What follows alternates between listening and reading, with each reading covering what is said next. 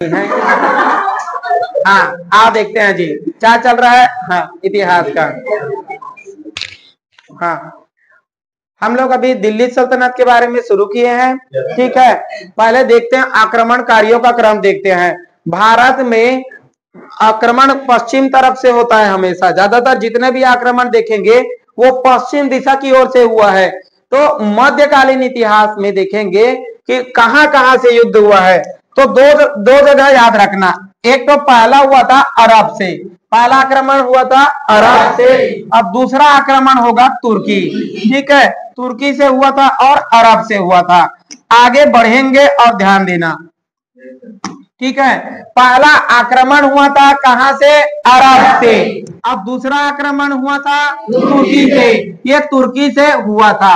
कौन कौन आक्रमण किया था वो देखेंगे। ठीक है, अरब से एक आया था और तुर्की से 2 लोग आए थे। प्रमुख आक्रमण को देखते हैं जी। चलो ध्यान देना, पहला आक्रमण कहां से हुआ था? अरब से। दूसरा आक्रमण कहां हुआ था? आक्रमण भारत में। कहां हुआ था आक्रमण? भारत में। आओ देखते हैं। तो एक चीज ध्यान देंगे, यहाँ पर 3 सेक्शन लिख देते हैं। सेक्शन बना दिए हैं। चलो सेक्शन बना दिए। पहला बताओ, आक्रमण का क्रम देखेंगे। आक्रमण का क्रम, पहला आक्रमण कहां से हुआ था? अरब से। दूसरा आक्रमण कहां से हुआ था? तो पहला नंबर आया था आक्रमणकारी, उसका नाम है मोहम्मद बिन कासिम। मोहम्मद बिन कासिम। ठीक है, कलर बाद में चेंज कर देंगे। ठीक, ये है आपका मोहम्मद बिन कासिम। इसके दूसरे नंबर पे आ गया महमूद गजनवी। महमूद गजनवी, ये महमूद गजनवी है। ये गजनवी है, गजनवी। तीसरा नंबर में आक्रमण करने के लिए आया था मोहम्मद गौरी। ठीक है, गौरी आया था। कौन आया था? गौरी। मोहम्मद, क्या नाम बताया? मोहम्मद गौरी। मोहम्मद गौरी आया था। ये तीनों है, ये तीनों। एक चौथा और पढ़ेंगे जो मुगल काल का है। तो मुगल के समय आया था बाबर। कौन आया था? बाबर। अब एक बात याद रखना, याद कैसे रखे तीनों को, आक्रमणकारी को। तरीका बता रहा है याद करने का। देखो, ये बाल जो है वो झाड़ू जैसा है, लड़की है, और लड़की के बाल कैसा? झाड़ू जैसा, जिसे क्या कहते हैं? ये देखो ना, कांसी। ये बाल कैसा है? कांसी के जैसा। ये बाल कांसी के जैसा है। इसको गजनी बना दो, ये गजनी हो गया। तो दूसरा आक्रमणकारी क्या बन गया? गजनी। अब ये गजनी बनेगा तो अंदर बाल कैसा हो गया? गोरा। गोरा से क्या बन जाएगा? गौरी। क्या बन जाएगा? गौरी। बात समझ आ रहा है सबको? लाइन से चलो। पहला नंबर में मोहम्मद बिन कासिम, पहला मोहम्मद बिन कासिम, दूसरा गजनवी, तीसरा नंबर गौरी। मोहम्मद गौरी, कासिम, गजनवी, गौरी। हो गया याद सबको? ये 3 आक्रमणकारी है। ठीक है, मोहम्मद बिन कासिम रहने वाला था अरब का। कहां का रहने वाला था? अरब का। महमूद गजनवी तुर्की का रहने वाला था, और साथ ही साथ मोहम्मद गौरी भी तुर्की का रहने वाला था। 2 लोग तुर्की से और एक तो अरब से। ठीक है, आगे बढ़ते हैं। दिल्ली सल्तनत में देखेंगे तो टोटल राजवंश 5 राजवंशों ने शासन किया। ट्रिक बता रहे हैं, गुल खिलातु सैयद लोधी। ट्रिक का नाम है गुल खिला तो सैयद लोधी। लोधी है ये, वर्मा वाला लोधी नहीं है, ये लोधी अलग वाला है। ठीक है, पूरे हिंदू में देखोगे तो हिंदू शासक को हटाकर मुस्लिम शासक पहला नंबर में आता गुलाम वंश। यही सबसे पहला, इसके पहले कोई मुस्लिम शासक नहीं था भारत में। पहला मुस्लिम आक्रमणकारी गुलाम वंश है। ठीक है, अब पहला नंबर का तुर्की शासनकारी भी बोलेगा तो कौन है? गुलाम। ठीक है, आगे बढ़ते हैं। गुल से बन जाएगा गुलाम। गुल से क्या बन जाएगा? गुलाम वंश। ठीक है, खिल से क्या बन जाएगा? खिलजी वंश। ठीक है, तू से बन जाएगा तुगलक वंश। सैयद से सैयद वंश, लोधी से लोधी वंश। तो बताइए, क्रम से बताएंगे इसको। बोलो कितने राजवंश? पहला गुलाम वंश, दूसरा, तीसरा, चौथा, 5वां। 2 बार बोलेंगे, याद हो जाएगा फॉर्मूला। ट्रिक बोलो एक साथ, गुल खिलातु सैयद लोधी। गुल खिलातू सैयद लोधी। गुल से, खिल से, तू से, सैयद से, लोधी से। याद हो गया सबको? आगे बढ़ते हैं, आगे बढ़ेंगे। गुलाम वंश का संस्थापक था कुतुबुद्दीन ऐबक। यही है गुलाम वंश का संस्थापक कुतुबुद्दीन ऐबक। ठीक है, ये गुलाम था। किसका गुलाम था? मोहम्मद गौरी का। मोहम्मद गौरी का गुलाम था। ठीक है, देखो ये देखेंगे, ये व्यक्ति का नाम बताओ। कुतुबुद्दीन ऐबक। कुतुबुद्दीन ऐबक ये ना गुलाम था। ये क्या था? गुलाम था। किसका गुलाम था बताओ जी? गौरी का गुलाम था।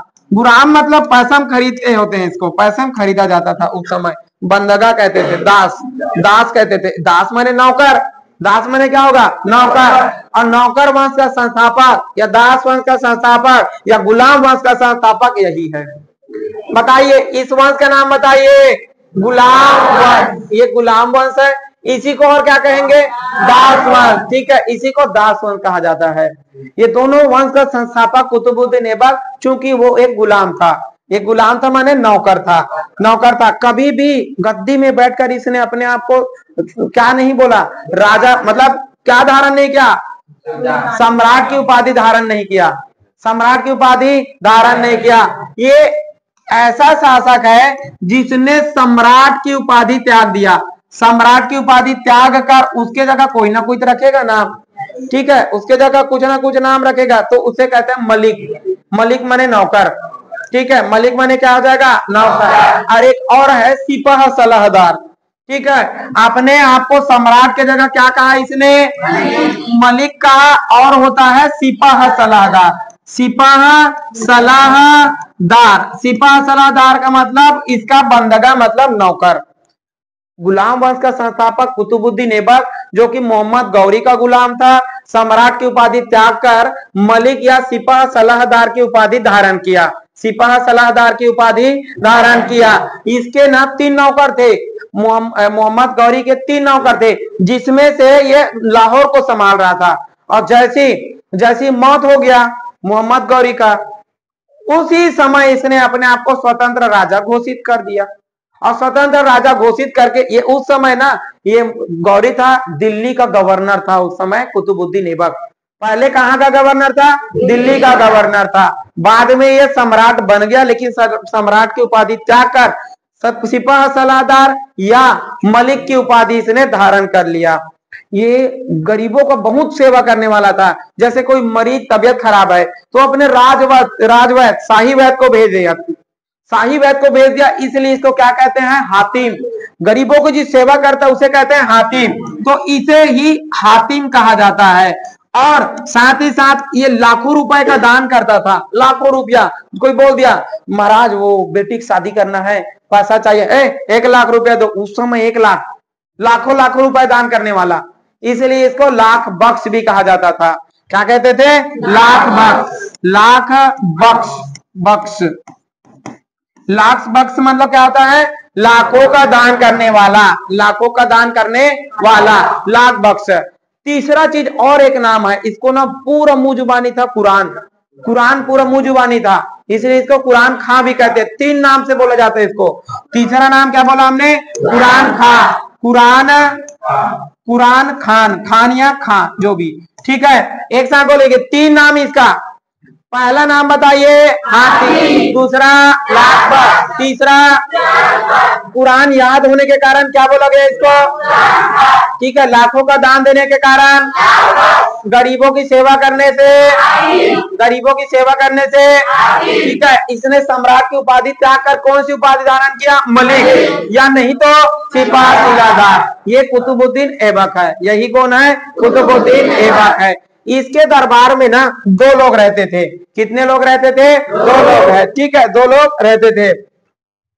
मिनहाज उल सिराज, पहला नाम क्या बताया? मिनहाज उल सिराज।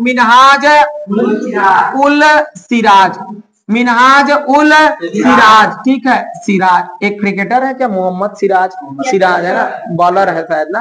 ठीक है, दूसरा व्यक्ति का नाम था हसन निजाम। 2 लोग रहते थे, एक मिनहाज उल सिराज और दूसरा हसन निजाम। बात समझ आ रहा है सबको? दोनों के दोनों क्या थे? दार्शनिक थे और बुक लिखने में एक्सपर्ट। बुक लिखते थे कुछ ना कुछ। अधिकतर देखना कोई घूमने, पहले के समय में ना एक कला प्रसिद्ध था, डायरी लिखते थे। रात को हम यहाँ इस समय यहाँ गए, इसके दरबार में पहुंचे थे तो बड़ा भव्य स्वागत किया गया। स्त्री आती है, वो स्त्री बहुत डांस करती है और राजा एकदम मोहित हो जाता था। ऐसे डायरी में लिखते थे सब बातें को। अभी वो कला बंद हो गया है। अभी लोग क्यों नहीं लिख पा रहे डायरी? पता है, अभी पूरा चीज वही घटना, मैं इसके बारे में सोच रहा था वो मिलेगी कि नहीं मिलेगी, लेकिन नहीं मिली, पकड़ा जाएगा ना डायरी में लिख के। तो इसीलिए डायरी लिखने की कला बंद हो गया है। ठीक है, एक मिनहाज उल सिराज था। क्या नाम था? मिनहाज उल सिराज। अब दूसरा था हसन निजाम। दो लोग को याद रखना, एक सिराज को याद रखना, एक हसन को याद रखना। बात क्लियर है? बोलो, एक का नाम सिराज, दूसरा का नाम पहला सिराज, दूसरा। ठीक है, इसने मिनहाज ने एक बुक लिखा है, सिराज ने, तबकत ए नासिर। क्या नाम बताया? तबकत ए नासिर। ये बुक है तबकत ए नासिर। बताइए तबकत ए नासिर बुक किसने लिखा है? सिराज। तबकत ए नासिर किसने लिखा है? और सिराज किसके दरबार में था? कुतुबुद्दीन ऐबक के। ठीक है, और यहाँ पर हसन ने लिखा है ताज उल नासिर। क्या है? ताज उल नासिर। नासिर। बात क्लियर है सबको? दो तो लोग रहते थे यहाँ पर, पहला मिनहाज अल सिराज, दूसरा हसन निजाम। सिराज ने लिखा है तबकत ए नासिर और हसन ने लिखा है ताज। ठीक है, कैसे याद रख सकते हैं? याद करने का तरीका बता रहे हैं। सिराज तब देखो, नासिर को रखोगे तो इसमें भी नासिर, इसमें भी नासिर, तो सिराज क्या हो जाएगा? तबकत। ठीक है, सिराज तबकत और हसन ताज। हसन ताज एक साथ बोलेंगे, सिराज तबकत, सिराज तबकत और हसन ताज, हसन ताज। याद हो गया सबको? ये दोनों प्रमुख दार्शनिक थे और इन्हीं दरबार में रहते थे। ठीक है, और वहां से आए थे तुर्की से, इन लोग साथ में आए थे। कहां से आए थे? तुर्की से आए थे। बात क्लियर है सबको?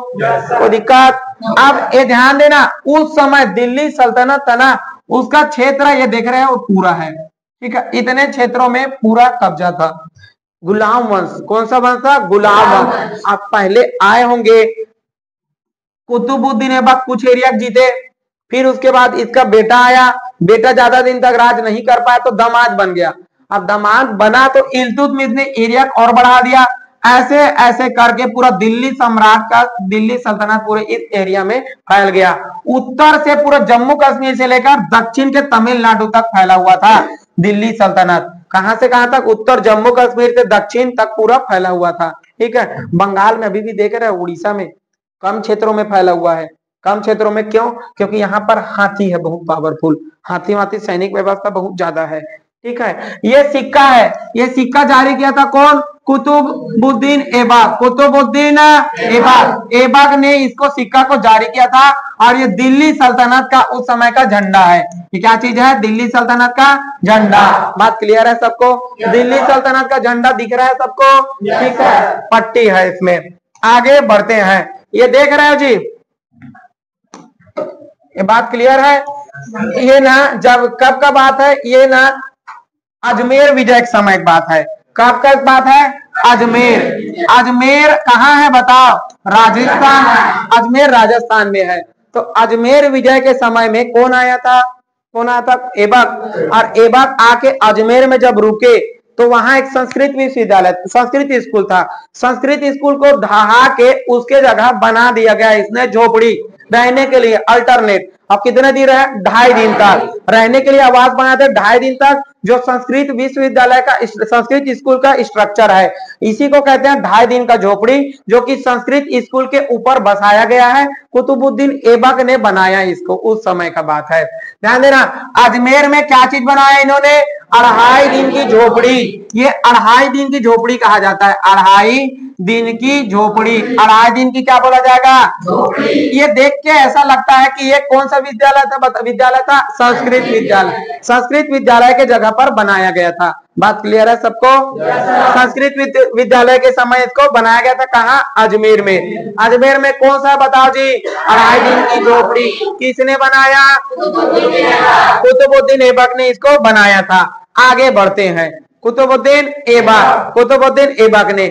लेकिन एक बात ध्यान देना, ये जब तो इस्लाम धर्म वाला है, कुतुबुद्दीन इस्लाम धर्म वाला है। जैसे हिंदुओं का मंदिर है वैसे इस्लाम का मस्जिद है, और मस्जिद में पूजा करेंगे।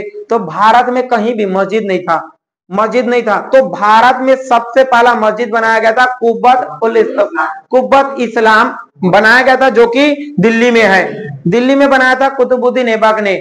भारत का सबसे पहला इस्लामिक स्ट्रक्चर या फिर मस्जिद बोला जाएगा तो कुब्बत अल इस्लाम है। कुब्बत इस्लाम दिल्ली में कुतुबुद्दीन ऐबक ने बनाया था। ठीक है, ये तो मस्जिद ये दिख रहा है आप लोग को। तो कहाँ है ये मस्जिद? दिल्ली में। कहाँ है? दिल्ली में। इस मस्जिद का नाम बताइए। कुब्बत अल इस्लाम। बात क्लियर है सबको? ये मस्जिद का नाम बताओ। कुब्बत अल इस्लाम कहाँ है? दिल्ली में। भारत का सबसे पहला मस्जिद का नाम क्या है? किसने बनाया था? कुतुबुद्दीन ऐबक ने बनाया था।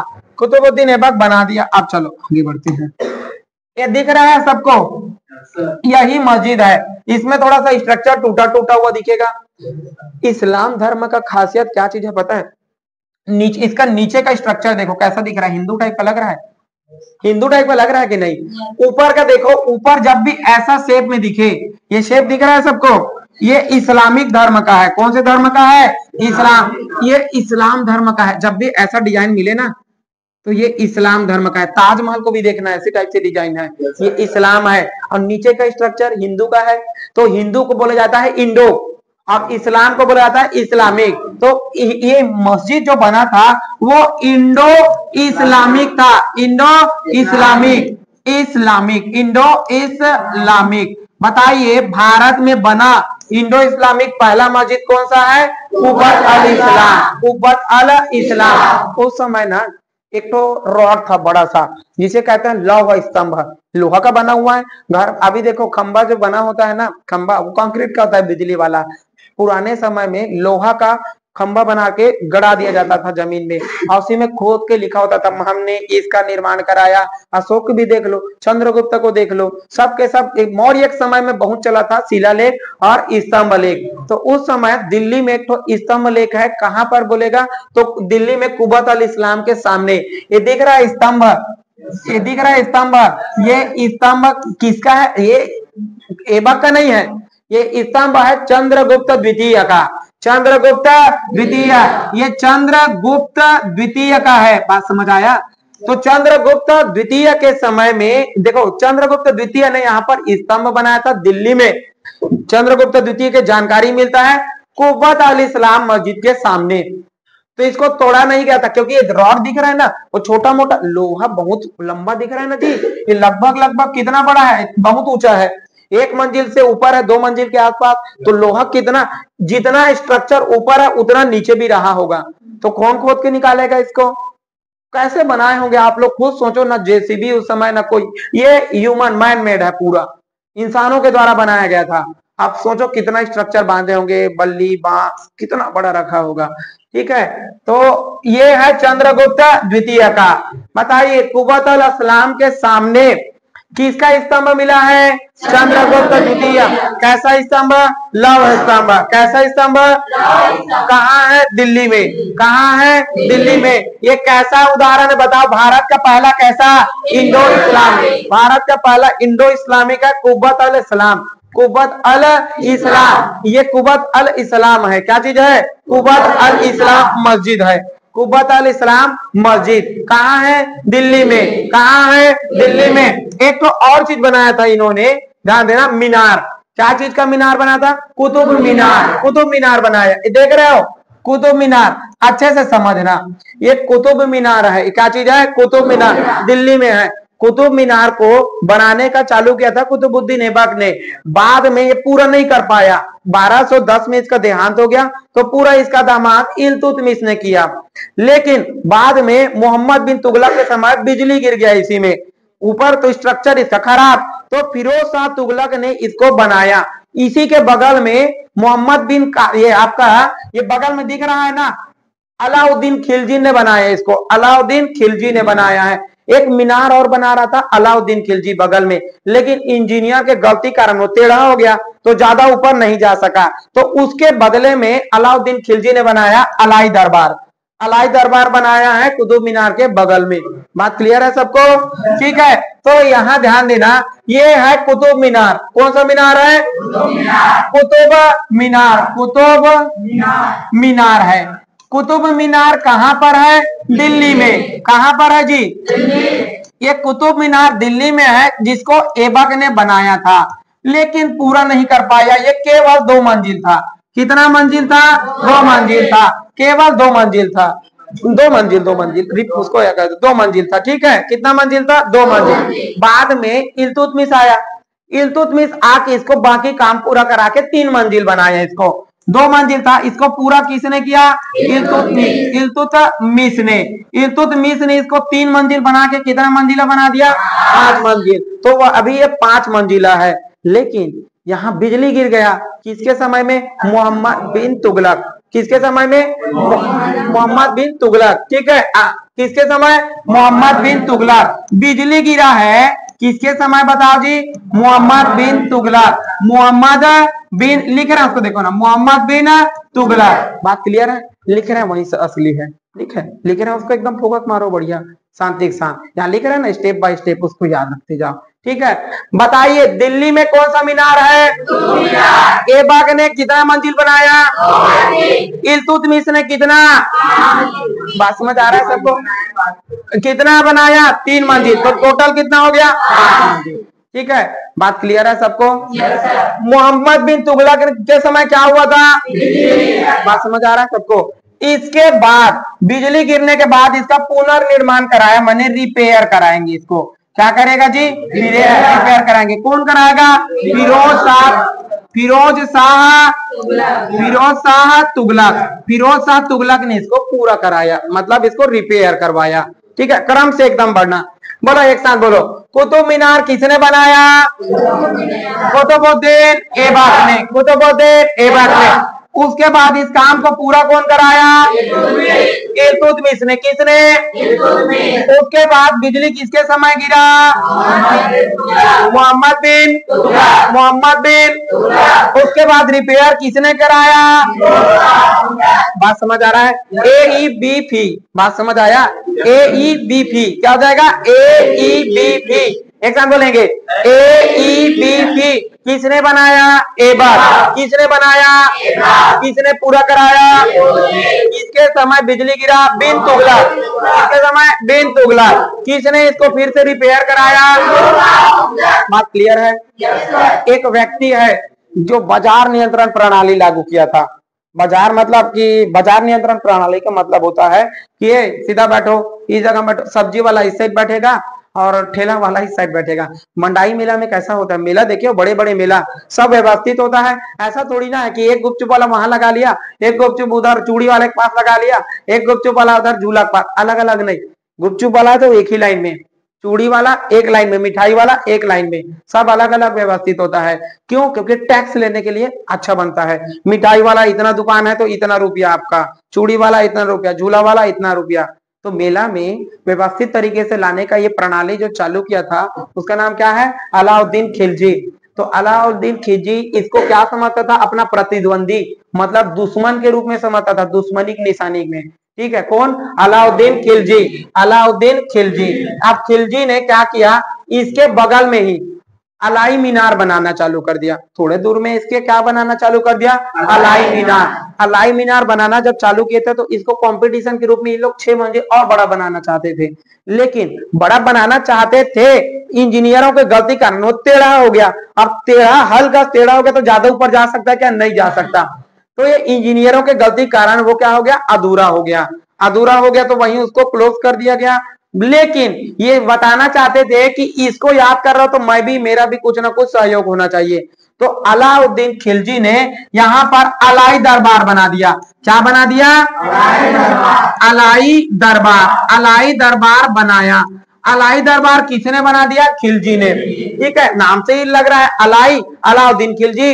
कुतुब मीनार, कुतुबुद्दीन ऐबक। कुतुब मीनार किसने बनाया? कुतुबुद्दीन ऐबक। अलाई दरबार कौन बनाएगा? अलाउद्दीन खिलजी। नाम से ही स्पष्ट है। ये बताओ कुतुब मीनार के बगल में क्या है? अलाई मीनार। बात समझ आया? ये सभी के सभी कहाँ है? दिल्ली में। ठीक है, सभी के सभी क्या है? दिल्ली में। बात समझ आ रहा है सबको? आगे बढ़ते हैं। ठीक है, क्या वो आगे बढ़ते हैं और देखो कुतुब मीनार, क्या चीज बोला हमने? कुतुब मीनार। कुतुब मीनार ये ना इसके एक गुरु थे, ठीक है, बख्तियार काकी। बख्तियार काकी के याद में ही ये कुतुब मीनार को बनाया गया था। काम शुरू किए कुतुबुद्दीन ऐबक के गुरु का नाम है बख्तियार काकी। इसी के याद में जाम मीनार है अफगानिस्तान में। जाम मीनार सेम इसी जैसा है, तो उसी का फोटोकॉपी है जाम मीनार के जैसा कुतुब मीनार, जो कि बख्तियार काकी अपने गुरु के लिए बनाया था। कुतुबुद्दीन ऐबक ने पूरा कराया इल्तुतमिश ने। बताइए अफगानिस्तान हम लोग का कौन सा मीनार है? ये कुतुब मीनार। कुतुब मीनार के जैसा ही अफगानिस्तान में क्या है? अफगानिस्तान में जाम मीनार। कौन सा मीनार है?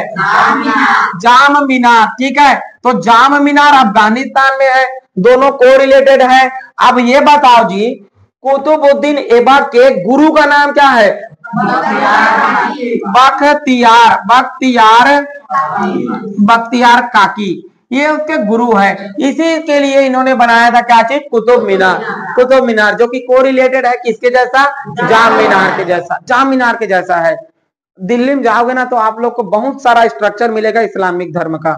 इस्लामिक धर्म का, चाहे आगरा एरिया में चले जाओ यूपी में, चाहे आप दिल्ली में चले जाओ, आधा ज्यादा आपको इस्लामिक धर्म से रिलेट करता हुआ मिलेगा। इंडो इस्लामिक, देखो बाहर में है ना तो इस्लामिक बोल सकते हैं, लेकिन भारत में आ गया तो मिस्त्री लोग को जानते ही हो, भारतीय वाला है। मिस्त्री जो होता है ना छबाई वालों से कोई पंगा नहीं लेता जी, कि कल बोल देगा कि आज नहीं आ रहा हूँ, काम है थोड़ा सा। क्या कर रहे हैं? त्योहार है, छोटा मोटा त्योहार आ गया गांव में, छुट्टी, तो कोई पंगा नहीं लेता। अभी के समय में ठेकेदार और मजदूर से पंगा लेना मतलब अपने काम का नुकसान। बात समझ आ रहा है जी? तो नुकसान हो जाता है इसमें। बख्तियार काकी गुरु थे इसके। क्या थे? बख्तियार काकी इसके गुरु थे। बताइए कौन थे गुरु इसके जी? कोई दिक्कत? ठीक है, आगे बढ़ते हैं। ठीक है, ये ध्यान देना, इनका मौत हो गया कब? 1210 में। एक तो खेल है जिसका नाम है चौगान। चौगान मतलब घोड़ा में बैठ के पोलो खेला जाता है, उसे कहते हैं चौगान।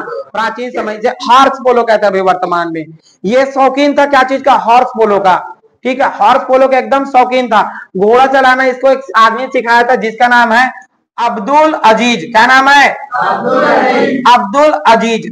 अब्दुल अजीज ने इनको, कुतुबुद्दीन ऐबक को अब्दुल अजीज ने घोड़ा चलाने का, घुड़सवारी करने का प्रैक्टिस सिखाया, और साथ ही साथ धनुष चलाने का भी।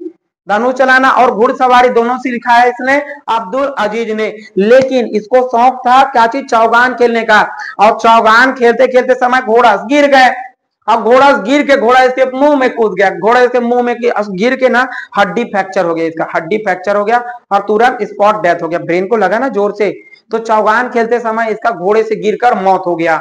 अब देखो ध्यान देना, बताइए इसकी मौत कैसे हो गया? चौगान खेलते। चौगान खेलते मतलब पोलो। कैसा पोलो है? हार्स पोलो।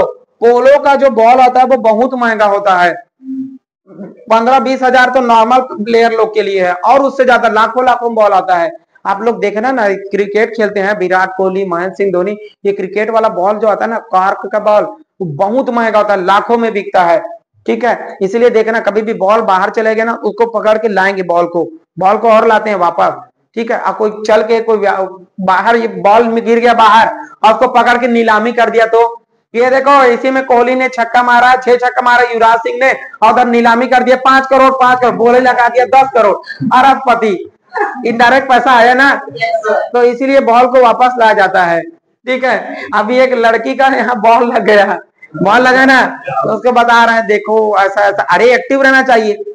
लड़का और लड़की में एक खासियत है, लड़का ना एकदम एक्टिव रहता है, बॉल मोड़ डालना इधर हूं, और लड़की एकदम, लड़की का ना एकदम, अरे प्रोटेक्टिव हो ना यार, प्रोटेक्टिव रहो। बॉल आ भी रहा है तो लड़की जानबूझ के एकदम ऐसे, अरे यहाँ कैच लोगे, हाथ में कैच लो, ठीक है। हाँ दिखता ही ना, हवित बता रहे वो कुछ कर रही थी अपने बच्चे के साथ, देख रही थी। बच्चे के साथ क्या कर लेगी? बच्चे को देख रही थी, वो नहीं देख रही थी। हाँ यही बात है, लड़की लोग का बात बता दी कि नहीं, है ना। देखो बात, इससे बात ये पता चलता है कि लड़कों का ध्यान खेल में है और लड़की का ध्यान इधर उधर है। बात हो जा रहा है। करवा चौथ में पता है एक चीज उल्टा होता है, करवा चौथ में लड़की का ध्यान चांद के तरफ, लड़के का छत के तरफ, इधर उधर होता है। हाँ चौगान खेलते समय क्या हो गया? मौत हो गया। अब इसका जो मकबरा बना था वो दिल्ली में, दिल्ली में नहीं है, वहां लाहौर में। और कहाँ ले गए थे? लाहौर, पाकिस्तान में। ये कहाँ है बताओ? ये मकबरा है। ये किसका मकबरा है बताओ जी? कुतुबुद्दीन ऐबक का मकबरा। ये मकबरा कहाँ है? लाहौर में। और लाहौर कहाँ है? पाकिस्तान। लाहौर कहाँ है? पाकिस्तान। इसका सेनापति था एक तो बख्तियार खिलजी, सेनापति। देखो उल्टा उल्टा लग रहा है, देखो बख्तियार काकी इसके गुरु थे, बख्तियार खिलजी इसके सेनापति है। प्रधान सेनापति इसके क्या नाम था? सेनापति। दोनों में ना गुरु का नाम और इसका मैच कर रहा है। क्या नाम था? बख्तियार, बख्तियार, बख्तियार खिलजी। बख्तियार खिलजी इसके क्या थे? सेनापति। और बख्तियार काकी इसके गुरु थे। बात क्लियर है सबको? चौगान खेलते समय इसका मौत हो गया। चौगान खेलते समय क्या हो गया?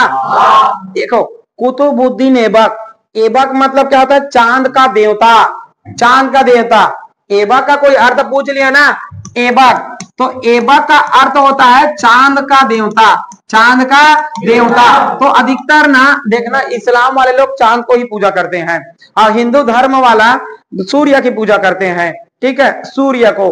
और बिहार वाले का उल्टा, लोग उगते हुए सूर्य को अर्घ देते हैं और लोग डूबते हुए सूर्य को अर्घ, है ना। तो सबका अलग अलग रीति रिवाज है। सभी राज्यों में अपना अपना प्रमुख फेस्टिवल है। गुजरात में गरबा है, बिहार में छठ हो गया, छत्तीसगढ़ में क्या चीज है आपका? तीजा पोला, है ना। तो हर राज्यों में अपना अपना फेस्टिवल होता है, ठीक है। चलो आगे बढ़ते हैं। ये क्या है? मस्जिद है। क्या चीज है? मस्जिद है। कहाँ पर है?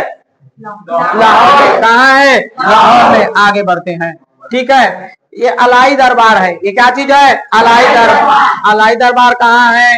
दिल्ली। अलाई दरबार कहाँ है? दिल्ली। बात क्लियर है सबको?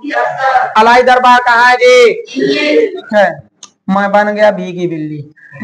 अलाई दरबार, ठीक है, ध्यान देना। दिल्ली सल्तनत के बारे में देख रहे हैं। तो इसमें 11 तो प्रमुख शासक है। कितने प्रमुख शासक हैं? 11 तो प्रमुख शासक है। कहाँ बता रहे हैं? दिल्ली में। दिल्ली सल्तनत में गुलाम वंश का, गुलाम वंश में कितने शासक हैं बताओ जी? 11। गुलाम वंश में 11। एक बार में याद करेंगे, हो जाएगा याद, आसान है, ट्रिक से बताएंगे। देखो ध्यान देना, ये बाल है, अब बाल खड़ा है तो ये मीनार के जैसे, तो क्या हो जाएगा? कुतुबुद्दीन ऐबक। ऐबक का मीनार हो गया। ये क्या बन गया? कुतुबुद्दीन ऐबक। ब्रेन आराम कर रहा है तो आराम शाह, ब्रेन आराम कर रहा है तो आराम शाह। कुतुबुद्दीन ऐबक, आराम शाह, आराम शाह। क्या नाम बताया? आराम शाह। यहाँ इल बैठ गया तो इल बैठने से इल्तुतमिश, इल बैठने इल्तुतमिश। और हाथ ऐसा करोगे मतलब रुक, रुक से रुकनुद्दीन, रुक से क्या हो जाएगा? रुक। अब इसी को, हाथ को हम सोने के लिए उपयोग करते हैं रजाई के जैसे। किसके जैसे? रजाई। तो रजाई से रजिया सुल्तान, रजाई से रजिया सुल्तान। अब कान में दब गया तो कान हो गया बहरा, तो बहराम शाह, बहराम शाह। इस लाइन से बोलना, पहले एक साथ बोलो। पहला कुतुबुद्दीन ऐबक के बाद इल्तुतमिश, रुकनुद्दीन, रजिया शाह, बहराम शाह। याद हो गया? बोलो एक साथ बोलेंगे। पहला कुतुबुद्दीन ऐबक, दूसरा नाम आराम शाह, ठीक है, आराम शाह। अब तीसरा नाम बताओ? इल्तुतमिश, इल्तुतमिश है। मिस वर्ल्ड का किताब मिलेगा इनको, ठीक है, क्योंकि मिस वर्ल्ड की किताब क्यों? इसकी बेटी पटा लिया है तो मिस वर्ल्ड का अवार्ड देना है इसको। अब बच्चा भी आ गया इसका, ये इसको ना क्या बोल दिया? इल्तुतमिश। ये नालायक है, बेवकूफ बुद्धि वाला है यार, ये इसको पापा को एकदम बेवकूफ बना दिया कि ये नहीं, एकदम बेवकूफ है, उड़ान जाते टानो टूरी मल्ला, बता रहे हैं एकदम। तो ऐसा टाइप का था, आराम शाह। क्या नाम बताया? आराम शाह। तो ये भड़का दिए कि आराम शाह बेवकूफ आदमी, नालायक है, बुद्धि नहीं है, तो इसकी बेटी को पटा लिया और पटाख शादी। ठीक है, अब बच्चा भी हुआ ना, बच्चा। अब ये क्या बोला पता है कि इसका बेटा क्या है? नालायक है। ये कुतुबुद्दीन ऐबक का बेटा क्या है? नालायक है। कौन बोला? इल्तुतमिश। अब आगे चल के इसकी पत्नी क्या बोलेगी पता है? मोर भाई बोले रहे ना। अब ये क्या बोलती है कि ये बेटा नालायक है। इल्तुतमिश के पहले बेटे को नालायक बोल दिए। क्या नाम बताया? रुकनुद्दीन। क्या नाम है? रुकनुद्दीन नालायक था, गद्दी में बैठ अयोग्य था। ठीक है, अयोग्य था कहने का मतलब बच्चा टाइप का हरकत करते थे इन लोग, बच्चा टाइप का। एक रंगीला बादशाह बताएंगे, वो अपने दरबार में नंगा घूमता था, बताओ, और महिला टीम रख के पूरा। ये बात अच्छा लगेगा? विदेश मंत्री आए हैं, तुर्की से आया हुआ है, यूरोप से आए हैं, जो बाइडेन सामने और नंगा बैठा है सामने में, अच्छा लगेगा? नहीं ना। तो रंगीला बादशाह एक व्यक्ति है जो नंगा बैठता था, कभी लड़कियों के सामने दौड़ता था और लड़कियों को कभी नचवाता था, ऐसे अजीब अभद्र तरीके से। ठीक है, तो रुकनुद्दीन के बाद आएगा कौन?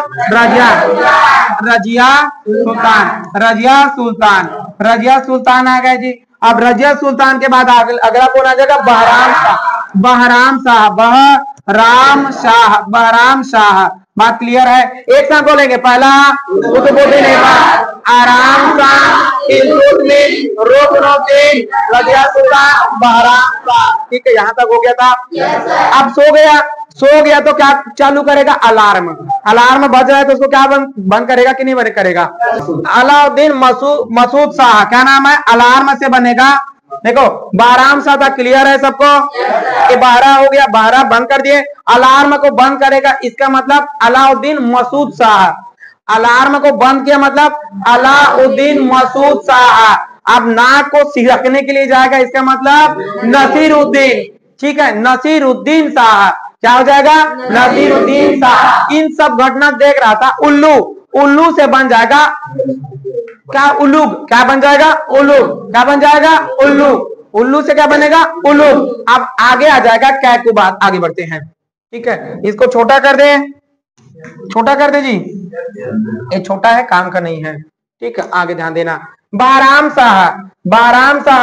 शाह के बाद अगला स्टेप बताया था अलाउद्दीन मसूद शाह।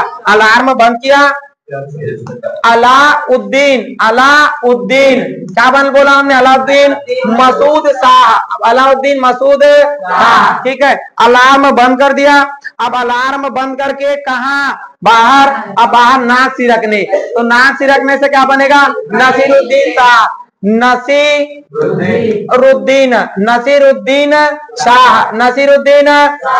नसीरुद्दीन शाह आ गया।